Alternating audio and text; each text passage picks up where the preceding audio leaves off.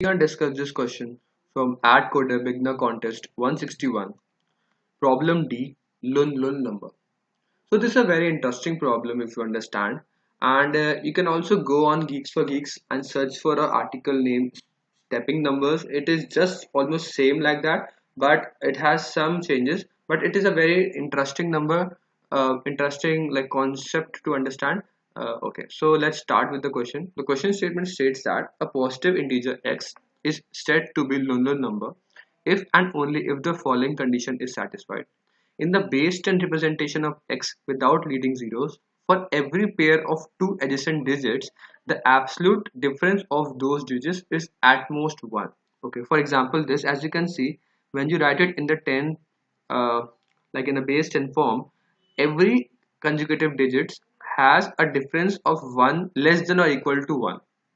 So it has a distance like difference of 1 1 1. This is also only 1 in this, because the difference between 3 and 3 is 0, which is less than or equal to 1. And so these are the Lun numbers, but these are not, as you can see. So you have to find out the kth smallest Lun number. Okay, so the basic concept as you can see is, because the number can go up to 10 power 5, we cannot like directly brute force we calculate all the numbers, but there can be some observation which you will see. So as you can see, 1 is a number, 2 is a number, 3, 4, 5, 6, 7, 8, 9. Okay, so now these are the single digit numbers which we can easily find out and we don't require anything more.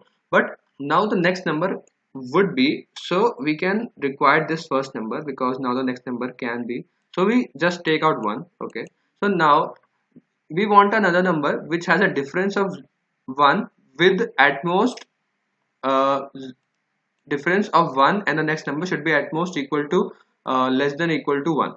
So it can, the next number can be -1, can be 0 or 1. These three digits has a difference with 1 less than or equal to 1. Okay, so but this cannot be used. These two can only be used. So these can be the next digit after 1. So the next number can be 10. I hope you understand. We can put the digits after 10 like 1, so it can be 10 and 11. Okay, now take 2. For 2, the difference can be 1, can be 0, and can be like 1. The difference can be 2. I'm sorry, so we have subtracted 1, we have added 1, or like added 0, which is again 2, and added 1, so it becomes 3. So the numbers can be, like the number can be 21.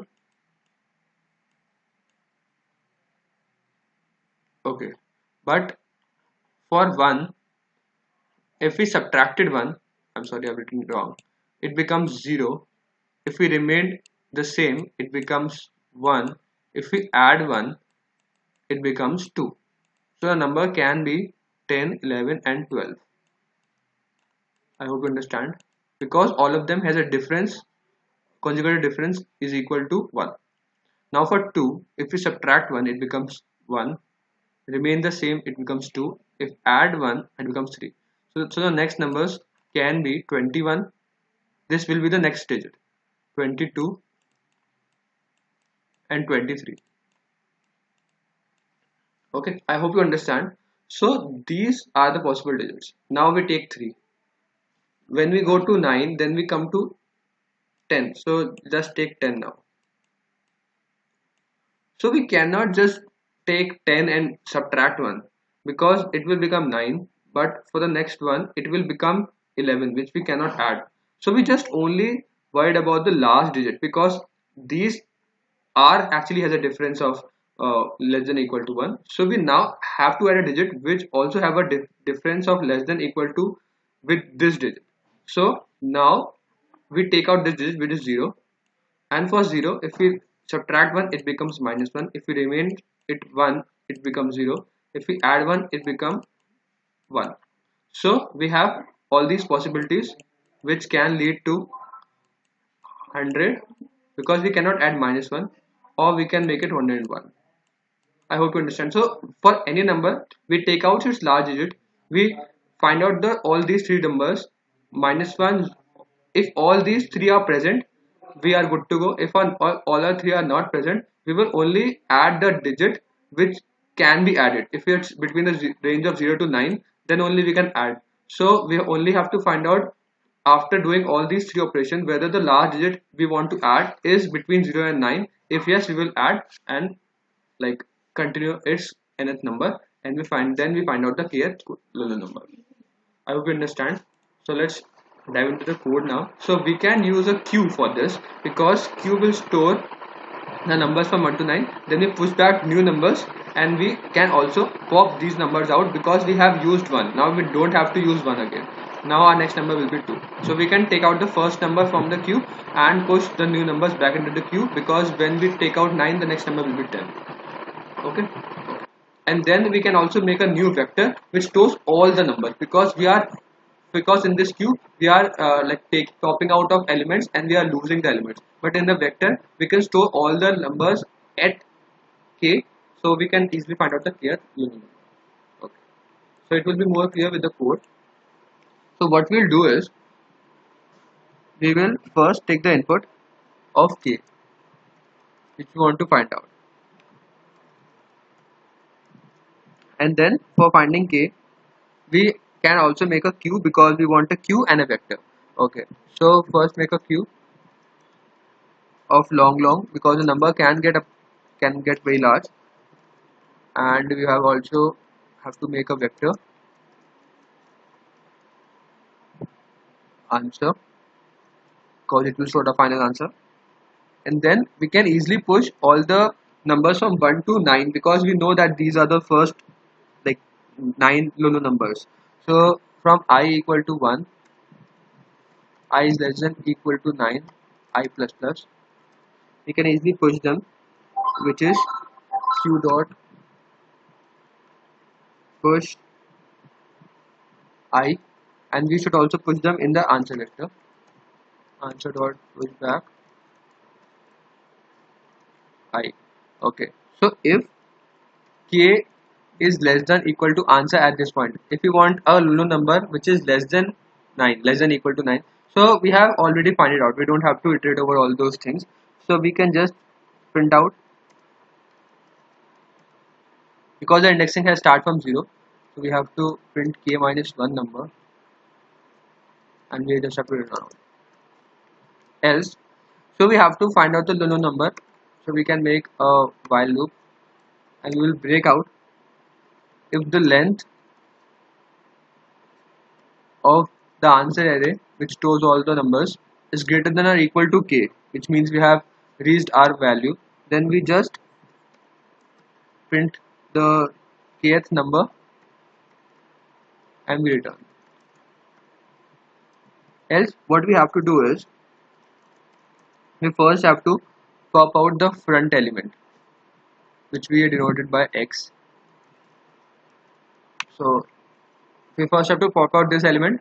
As you can see, first we pop out one element, and then what we'll do with it, and because we have taken out in x, we will pop it out from the queue, because we don't need it again in the queue. Okay, then we'll do a loop from I equal to minus 1, because we have to do 3 operations from minus 1, 0 and 1. So we'll do from I equal to minus 1 to 1, because it consists of a loop from minus 1, 0 and 1. And then what we'll do is, we take out the last digit and we store in y. So y is x mod 10, which is the last digit.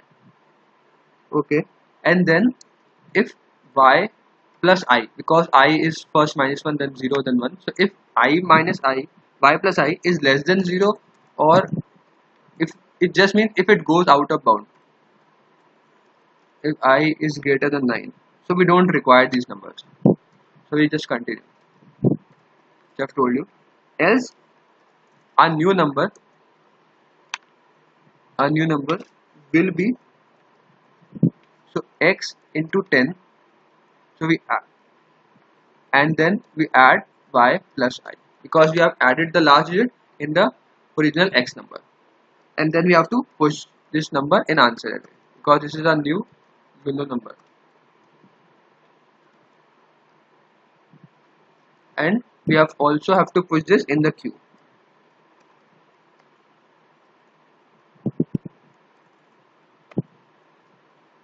and that's it. We have to just run this code. Okay, 515, it's 23.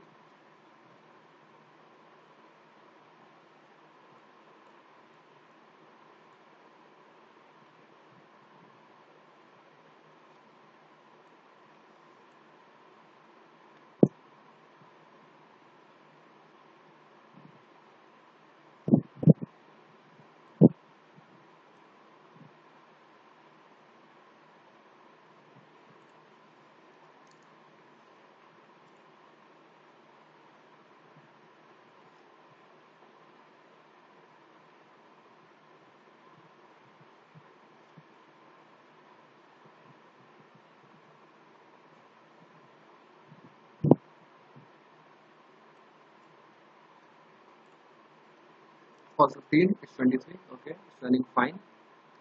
Let's submit it.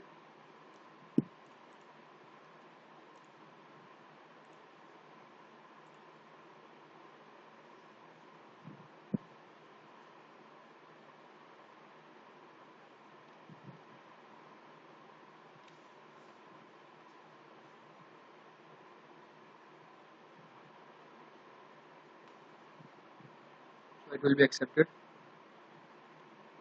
So okay, it's accepted. I hope you understand the logic. If you still have any doubts, please mention down. It's a very good question. If you still have any doubts, you will mention on the comment box. Thank you for watching this video. I am uploading more and more videos frequently, so stay tuned to the channel. And thank you for watching this video. Bye.